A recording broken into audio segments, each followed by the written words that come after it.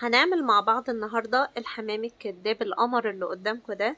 شكل مميز وتتبيلة حلوة قوي، هتعجبكم جدا ان شاء الله. وان شاء الله هتعتمدي الطريقة دي على طول ومش هتبطلي تعمليه وهيعجب ولادك جدا.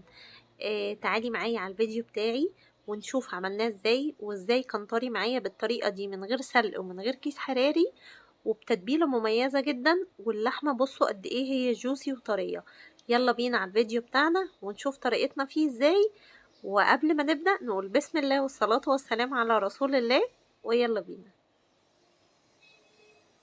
السلام عليكم ورحمة الله وبركاته، أهلا وسهلا بيكم في فيديو جديد من فيديوهات ميسوس فاميلي.